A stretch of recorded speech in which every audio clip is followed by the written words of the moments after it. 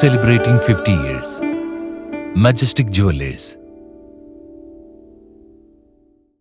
താനൂരിൽ ഇടത് സ്വതന്ത്ര സ്ഥാനാർത്ഥിയുടെ വിജയം ഉറപ്പെന്ന് CPM ജില്ലാ സെക്രട്ടേറിയറ്റ് അംഗം ഇ ജയൻ. UDFന്റെ എല്ലാ കണക്കുകൂട്ടലുകളും തെറ്റുമെന്നും കോൺഗ്രസിൽ നിന്ന് നല്ലൊരു വിഭാഗം വോട്ടും ലീഗിന്റെ പരമ്പരാഗത വോട്ടുകളും ഇടതുമുന്നണിക്ക് കിട്ടിയതായും ഇത് തടയാൻ ലീഗ് നേതൃത്വത്തിന് ആയില്ലെന്നും ഇ ജയൻ പറഞ്ഞു.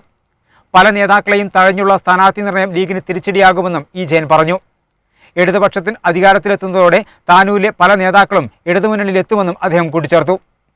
നല്ല ഭൂരിപക്ഷത്തോടുകൂടി താനൂരിൽ ഇടതുപക്ഷ ജനാധിപത്യ മുന്നണിയുടെ സ്ഥാനാർത്ഥി വി അബ്ദുറഹ്മാൻ തിരഞ്ഞെടുക്കപ്പെടുമെന്നുള്ളതാണ് ഞങ്ങൾ കണ്ടിട്ടുള്ളത്. ഞങ്ങളുടെ പ്രാഥമിക കണക്കെടുപ്പ് പൂർത്തിയായിട്ടുണ്ട്.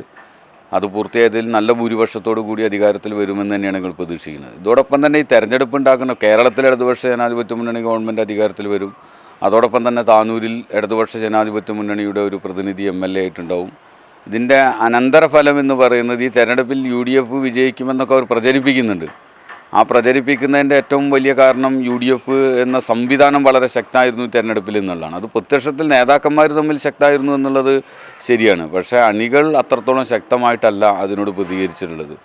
പ്രത്യേകിച്ച് അവർ പല പ്രദേശങ്ങളും പ്രത്യേകമായി കേന്ദ്രീകരിച്ച് പറയുന്നുണ്ട് ആ പ്രദേശത്തൊക്കെ വൻ ഭൂരിപക്ഷം കിട്ടുന്നുണ്ട്. അവിടുത്തൊക്കെ മഹാഭൂരിപക്ഷം വരുന്ന കോൺഗ്രസിൻ്റെ അണികളും ഇടതുപക്ഷ ജനാധിപത്യ മുന്നണി സ്ഥാനാർത്ഥിയുടെ വിജയത്തിന് വേണ്ടി പ്രവർത്തിച്ചിട്ടുണ്ട്.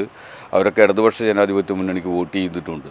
താനൂർ നിയോജക മണ്ഡലത്തിലെ ഇടത് സ്വതന്ത്ര സ്ഥാനാർത്ഥി വി അബ്ദുറഹ്മാൻ നല്ല ഭൂരിപക്ഷത്തോടെ തന്നെ വിജയിക്കുമെന്നും UDFന്റെയും പ്രത്യേകിച്ച് മുസ്ലിം ലീഗിന്റെയും കണക്കുകൂട്ടലുകൾ തെറ്റിക്കുന്നതായിരിക്കും തെരഞ്ഞെടുപ്പ് ഫലമെന്നും കോൺഗ്രസിന്റെ നല്ലൊരു ശതമാനം വോട്ടും ലീഗിന് കിട്ടിക്കൊണ്ടിരുന്ന പരമ്പരാഗത വോട്ടുകളും ഇത്തവണ ഇടതുമുന്നണിക്കാണ് ലഭിച്ചതെന്നും സ്ഥാനാർത്ഥി നിർണയത്തിലെ പ്രശ്നങ്ങൾ ലീഗിന് തിരിച്ചടിയാകുമെന്നും CPM ജില്ലാ സെക്രട്ടേറിയറ്റ് അംഗം ഇ ജയൻ പറഞ്ഞു. മുസ്ലിം ലീഗിന്റെ ഉന്നതരായ നേതാക്കന്മാർ താനൂരിലുണ്ട്. ആ താനൂരിലുള്ള നേതാക്കന്മാരൊന്നും പരിഗണിക്കാതെ ഒരുപക്ഷെ തെരഞ്ഞെടുപ്പ് സ്ഥാനാർത്ഥിത്വവുമായി ബന്ധപ്പെട്ട് ഏറ്റവും അവസാനം വരെ പരിഗണിക്കപ്പെട്ട ലീഗ് നേതൃത്വമുണ്ട്, താനൂരിലെ ലീഗ് നേതൃത്വമുണ്ട്. പക്ഷേ അവരെ സ്ഥാനാർത്ഥിയാക്കാതെ ഒരു സ്ഥാനാർത്ഥിയെ പുതുതായിട്ട് കൊണ്ടുവരികയാണ്. അതിലുള്ള അതൃപ്തി നല്ലപോലെ ഉണ്ട്. പ്രത്യേകിച്ച് താനൂരിലെ മുസ്ലിം ലീഗ് അണികൾക്ക് നല്ലപോലെ എല്ലാവർക്കും സ്വീകാര്യരായ ഒട്ടേറെ പേരുകൾ ഉയർന്നു വന്നിരുന്നു. അപ്പോൾ മുസ്ലിം ലീഗിൻ്റെ സംസ്ഥാന നേതൃത്വം തന്നെ താനൂരിൽ ഇനി അത്ര ഒരു നേതൃത്വം ഉയർന്നു വരരുത്.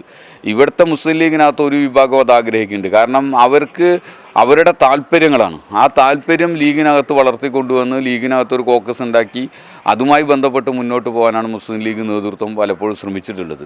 അതിൻ്റെ ഭാഗമായിട്ടുണ്ടായിട്ടുള്ള ഉരുൾപൊട്ടൽ ലീഗിനകത്തുണ്ട്. ഉന്നതന്മാരായ ലീഗ് നേതാക്കന്മാർ തന്നെ ഇടതുപക്ഷ ജനാധിപത്യ മുന്നണി ഗവൺമെൻറ് കേരളത്തിൽ അധികാരത്തിൽ വരികയും അതേപോലെ തന്നെ താനൂരിൽ വി അബ്ദുറഹ്മാൻ MLA ആയി തിരഞ്ഞെടുക്കപ്പെടുകയും ചെയ്യുന്നതോടുകൂടി താനൂരിലെ മുസ്ലിം ലീഗിനകത്തുള്ള ഉന്നതന്മാരായ നേതാക്കൾ തന്നെ ഇടതുപക്ഷ ജനാധിപത്യ മുന്നണിയോടൊപ്പം ചേർന്ന് പ്രവർത്തിക്കുമെന്ന കാര്യത്തിൽ യാതൊരു സംശയവുമില്ല. ലീഗിനെ തള്ളിപ്പറഞ്ഞ വക്കീലാണ് റോഡ് ഷോക്ക് എത്തിയത്. പ്രചരണഘട്ടത്തിൽ ഇടതുമുന്നണി ഉയർത്തിയ ചോദ്യങ്ങൾക്കൊന്നും മറുപടി നൽകാൻ UDF സ്ഥാനാർത്ഥിക്കായില്ലെന്നും പല സ്വീകാര്യതയുള്ള നേതാക്കളെയും തഴഞ്ഞു നടത്തിയ സ്ഥാനാർത്ഥി പ്രഖ്യാപനം ലീഗിന് തിരിച്ചടിയാകുമെന്നും BJP വോട്ടുകൾ UDFന് മറിച്ചതായും ഇ ജയൻ ആരോപിച്ചു. വലിയ വിഭാഗം വോട്ട് RSSന്റെ വോട്ട് UDFന് മറിച്ച് വോട്ട് ചെയ്യാൻ വേണ്ടി എല്ലാ RSS ശാഖകൾക്കും ഒരു നിർദ്ദേശം കൊടുത്തിട്ടുണ്ട്.